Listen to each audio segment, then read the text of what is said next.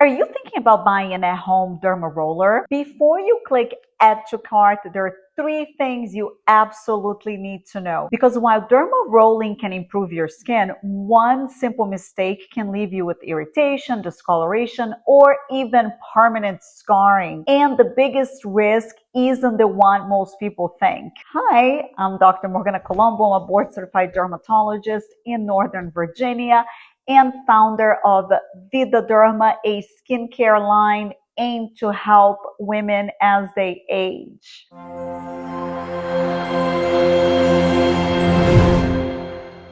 Let's break the science of dermarolling and the three things you need to know before buying an at-home dermaroller.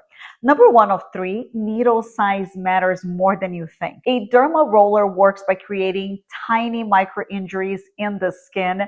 Those small punctures trigger the body's natural healing response, which boosts collagen and elastin production. That's what helps improve the appearance of fine lines, texture, and even mild scarring. But here is the key. At-home dermarollers should only use very short needles, typically between 0.1 and 0.25 millimeters. That's just enough to gently stimulate the surface layer of skin without going too deep. Longer needles, anything above 0.5 millimeters, are meant for use by trained professionals in a clinical setting. Using longer needles at home increases the risk of skin damage, scarring, infection, and post-inflammatory hyperpigmentation that can last for months. Number two of three things to know is what you put on your skin during dermarolling really matters. In fact, this is where many people accidentally get themselves into trouble. When these tiny channels open up in the skin,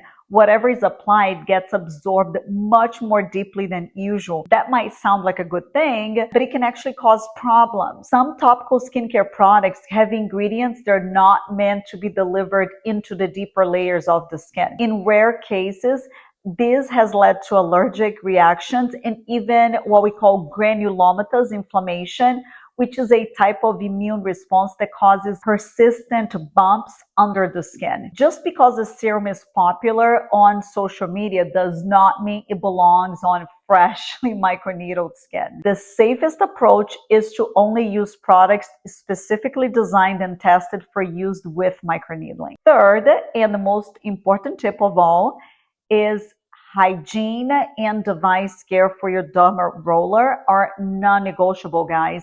A dermaroller is creating thousands of open microchannels in the skin. If the device is not properly cleaned and sterilized before and after each use, bacteria can enter those tiny openings and cause infection. Dermarollers should also be replaced regularly because the tiny needles dull over time. Here's something most people never think about. Dull needles do not puncture the skin cleanly. Instead, they can drag and tear the skin, increasing irritation and potentially causing more harm than benefit. Here's the bottom line. At-home dermarolling can be a safe and helpful part of a skincare routine when done correctly. But the device, the products, and the hygiene all need to be perfect, right on target. Anyone with active acne, skin infections, history of keloid scarring, or darker skin tones must be extra careful because they're going to be more prone to issues such as post-inflammatory hyperpigmentation, and they should talk to a dermatologist before starting. Your skin can heal from tiny controlled injuries. You may not heal as well from avoidable mistakes. If this was helpful, leave a comment or share with someone that been thinking about trying dermarolling, and don't forget to subscribe. I will see you on my next video.